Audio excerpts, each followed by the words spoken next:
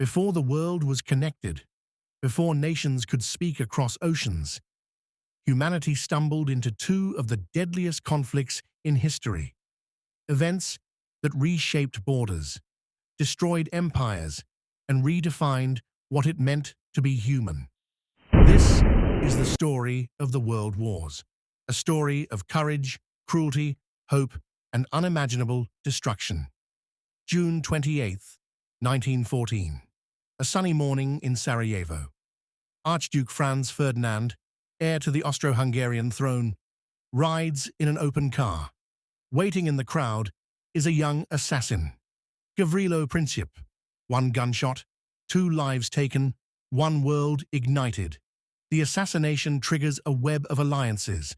Austria-Hungary declares war on Serbia. Russia mobilizes. Germany supports Austria. France supports Russia. Britain joins to defend Belgium. The world is now a battlefield. Chapter 2. The world goes to war. Trenches, steel, and endless mud is seen. Soldiers marching. Trains packed with recruits.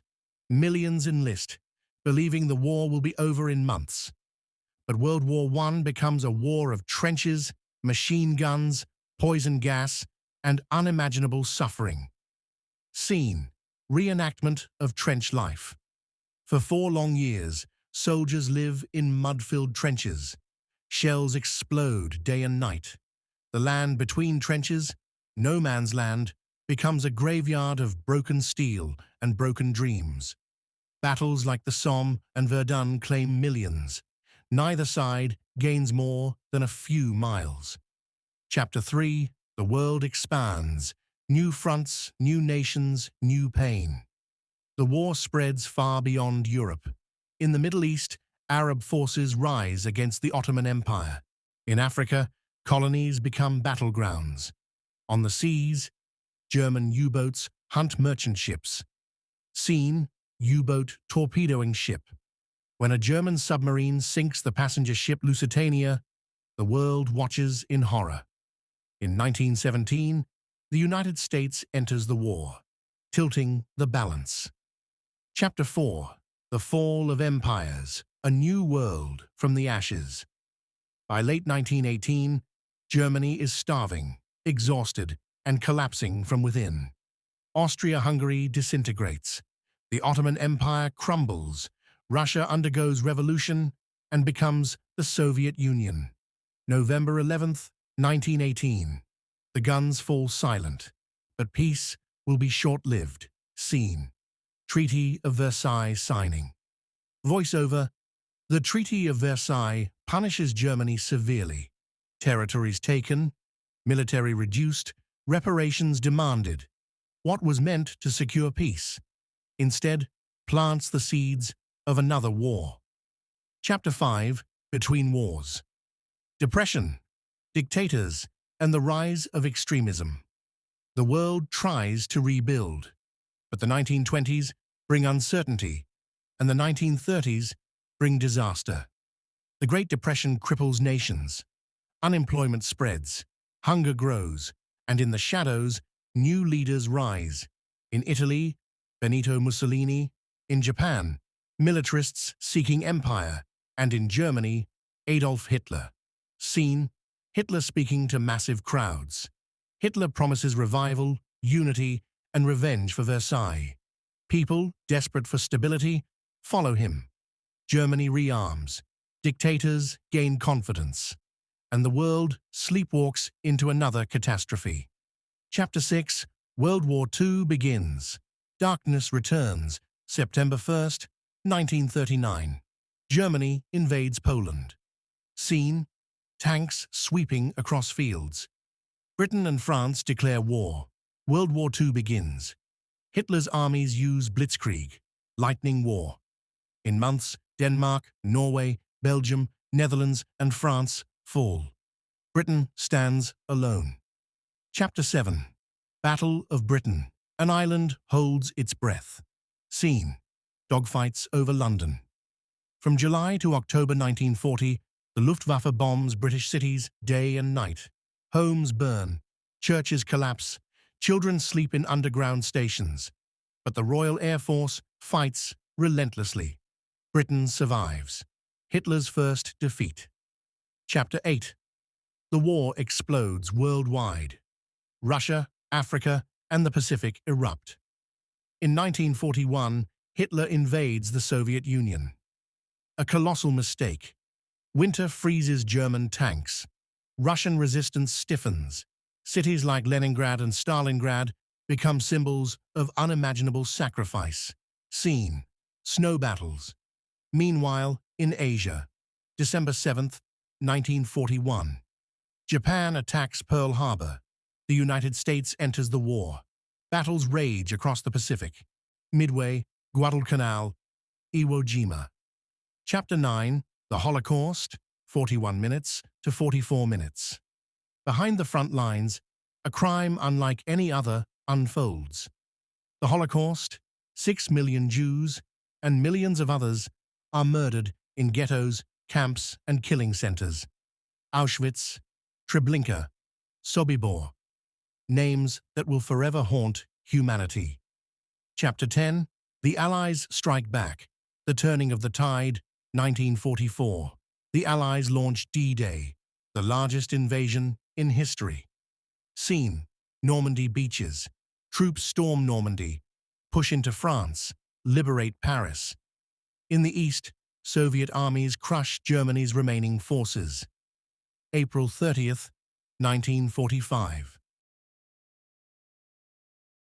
In the heart of Nazi-occupied Europe stood three places where humanity reached its darkest point: Auschwitz, Treblinka, Sobibor. They were not just camps, they were machines, engineered for suffering, exploitation, and mass murder on an industrial scale. This is a detailed analysis of how they operated, why they existed, and what their legacy means for the world today. When World War II began, Nazi Germany implemented a system of persecution targeting Jews, Roma, political dissidents, and anyone considered undesirable. By 1941, this system evolved into something far more sinister: the Final Solution, a coordinated plan to eliminate the Jewish population of Europe. To carry it out, the Nazis constructed extermination centers, facilities designed not for imprisonment, but for annihilation. Among the most infamous, Auschwitz, Treblinka, and Sobibor. Auschwitz, located in German-occupied Poland, became the largest and deadliest camp complex. It was not one camp, but a network of 40-plus subcamps, divided into three main sites: Auschwitz I, the original camp and administrative center; Auschwitz II-Birkenau, the primary extermination facility; Auschwitz III-Monowitz, a forced labor industrial camp tied to German corporations. Auschwitz combined slave labor, medical experimentation, and mass murder into a single integrated system. Prisoners arrived by packed cattle trains after journeys lasting days. The first experience was selection. SS officers rapidly separated people into two lines, fit for labor, to be gassed immediately. Children, the elderly, and most women were often sent directly to the gas chambers. Survivors remember the moment of separation as the last time many saw their families. Birkenau housed the largest killing facilities in the Nazi system.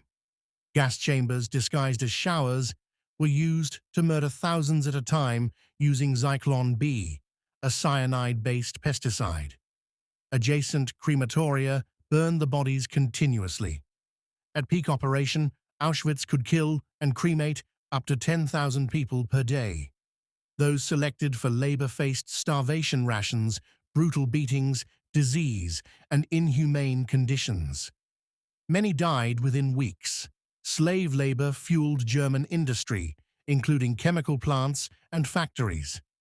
For the Nazi system, a prisoner's life was not measured in years, but in how much labor could be extracted before death. Auschwitz was also the site of medical atrocities.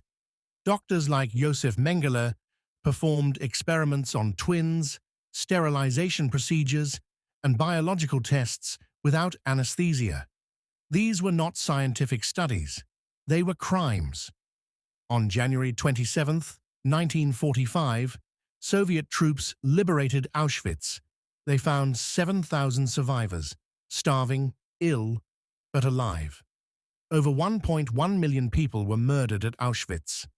Unlike Auschwitz, Treblinka was not a labor camp. It was a pure extermination camp, built solely to kill. There were two complexes, Treblinka I, a forced labor penal camp, Treblinka II, an extermination facility where nearly all arrivals were murdered within hours. Treblinka II was part of Operation Reinhard, the deadliest phase of the Holocaust. Treblinka was designed to fool victims. Fake train station signs, false ticket counters, and a clinic were created to minimize panic. This deception accelerated the killing process. Prisoners were forced down a fenced, camouflage path known as the Tube toward gas chambers powered by gasoline engines. Unlike Auschwitz's Zyklon B, Treblinka used carbon monoxide. Bodies were buried in mass graves, then later exhumed and burned on giant pyres to hide evidence. Treblinka murdered around 700,000 to 900,000 people, mostly Polish Jews, within just 14 months. On August 2, 1943, prisoners launched one of the most courageous uprisings of the war. They set buildings ablaze, seized weapons, and attempted escape. About 200 broke through the perimeter. Fewer than 70 survived. But the revolt crippled the camp's operations. Shortly after the revolt, the Nazis destroyed Treblinka, bulldozing buildings, planting trees, and erasing evidence. But the voices of survivors ensured the world would not forget. Sobibor, another Operation Reinhard extermination center, operated from 1942 to 1943. Like Treblinka, it was designed exclusively for mass murder. Sobibor, another Operation Reinhard extermination center, operated from 1942 to 1943. Like Treblinka, it was designed exclusively for mass murder. The camp was divided into 3 zones. Reception forced labor, extermination Sobibor was highly secretive, isolated within forests to prevent escape and discovery. Trains arrived directly at the camp. Deception was used here too. Fake shower signs, false medical facilities, and staged staff. Gas chambers ran on carbon monoxide from a motor engine. Bodies were initially buried, later burned. Sobibor killed around 250,000 people. On October 14, 1943, Sobibor witnessed the most successful revolt of all extermination.